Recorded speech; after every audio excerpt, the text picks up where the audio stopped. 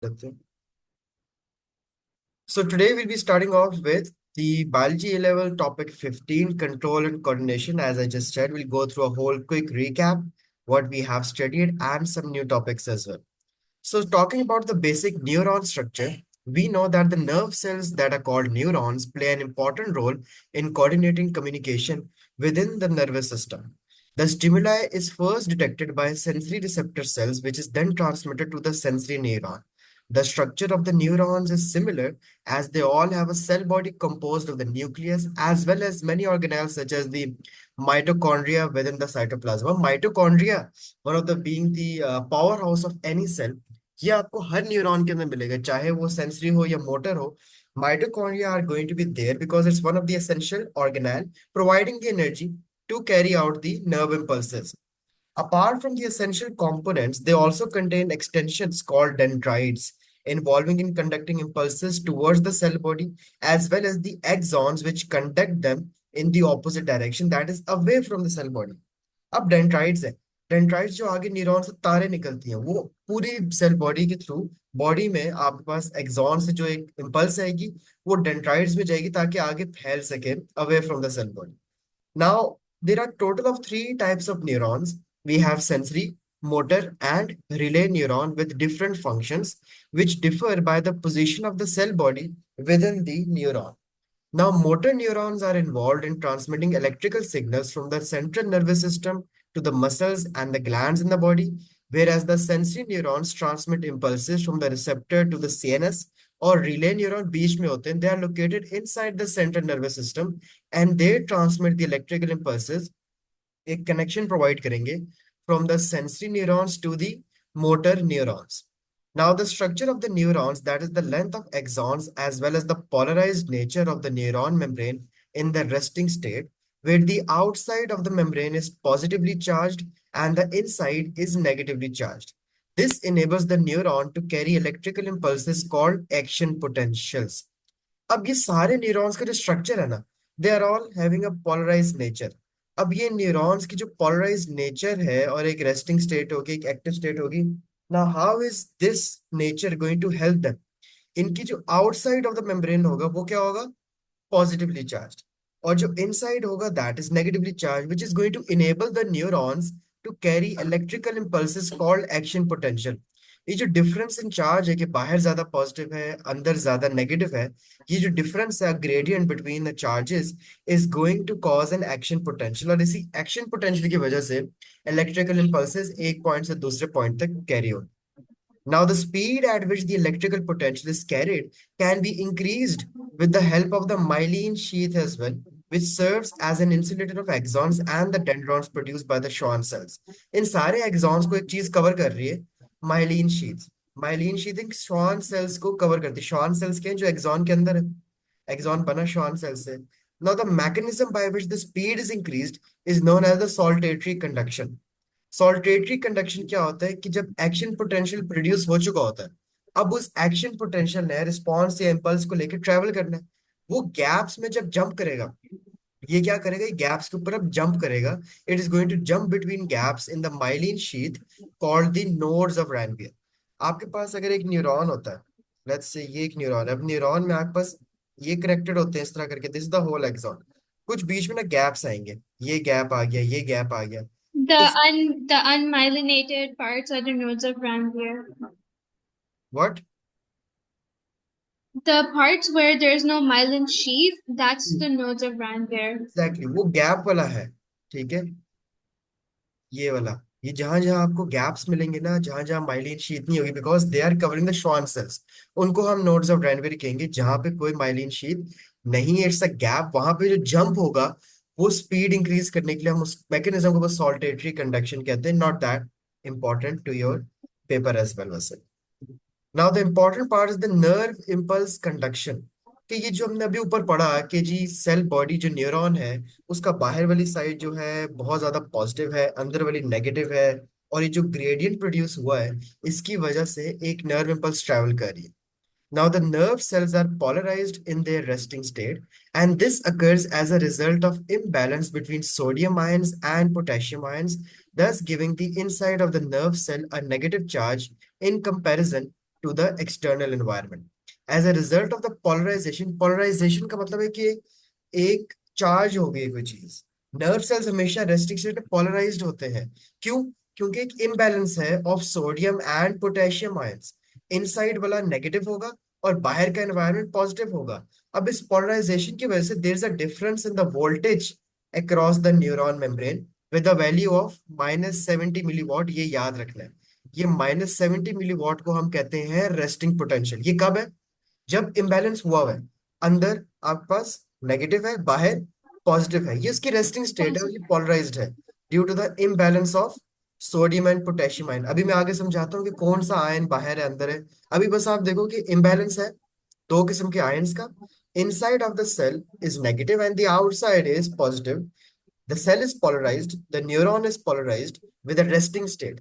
Resting state पे उसका जो वोल्टेज है इस वक्त वो है -70 millivolt. Is it clear? Yes. Now the resting potential is generated as well as maintained with the help of the sodium potassium pump, which moves the sodium ions out of the neuron, thus creating an electrochemical gradient. अब ये resting potential generate कैसे होगा और maintain भी कैसे होगा?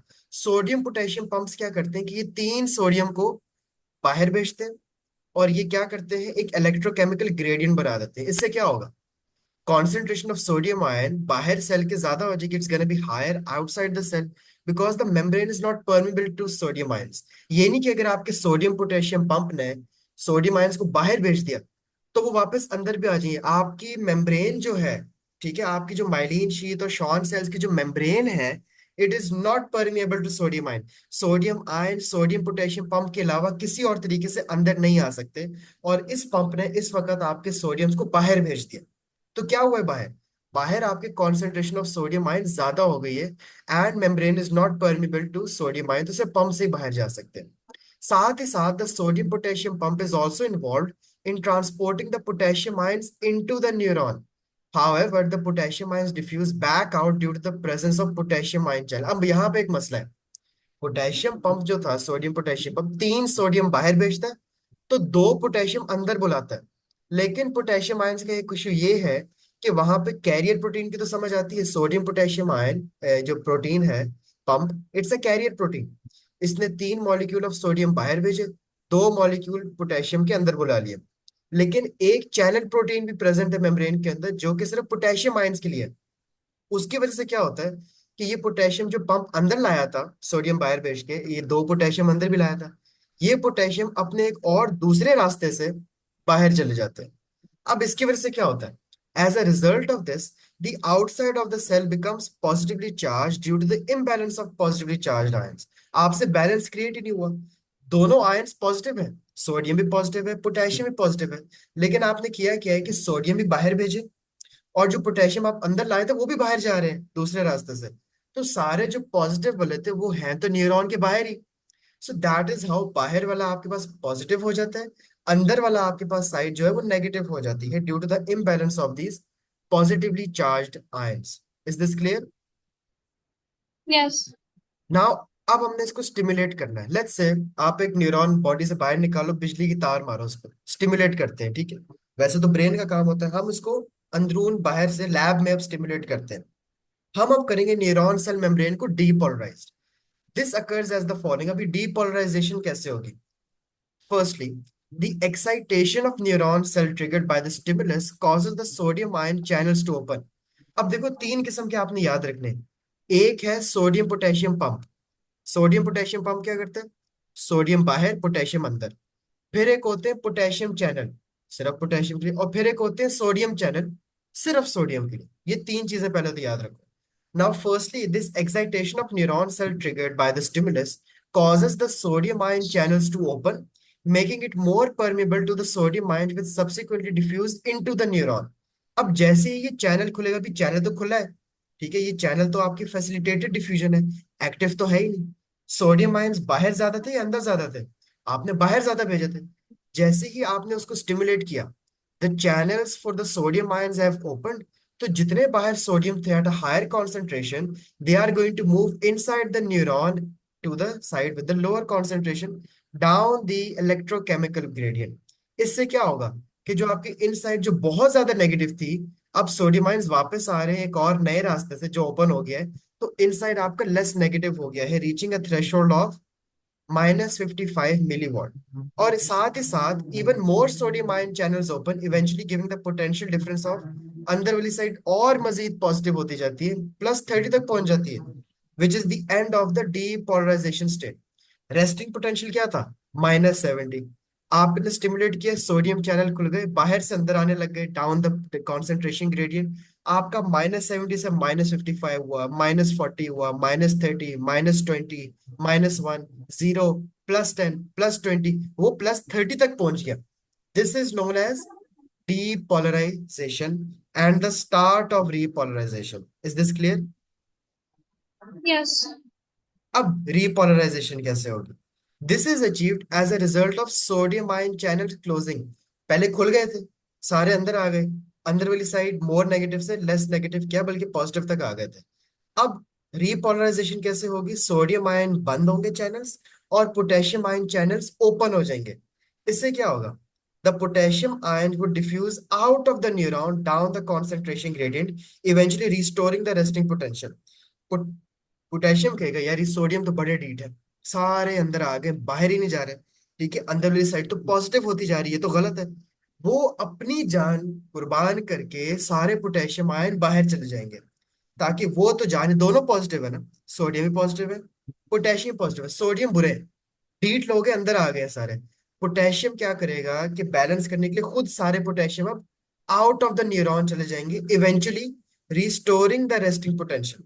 However, as the closing of the potassium ion channel is slightly delayed, this leads to hyperpolarization, where the potential difference become greater than the resting potential. जरूरत से ज्यादा जब आपके पास हो जाए, इट्स नॉट दैट इंपॉर्टेंट, वैसे बुक में नहीं है, लेकिन हाइपर पोलराइजेशन वो पॉइंट होता है when the potential difference becomes even greater than the resting potential.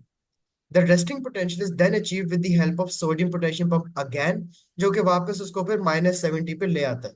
वो क्या कर रहा होता है जो हमने शुरू में बताया था, सोडियम बाहर पोटेशियम अंदर, और पोटेशियम भी दूसरे रास्ते से बाहर ही जा रहा होता है, तो बाहर फिर ज्यादा पॉजिटिव दोबारा से हो जाता है और अंदर मोर नेगेटिव।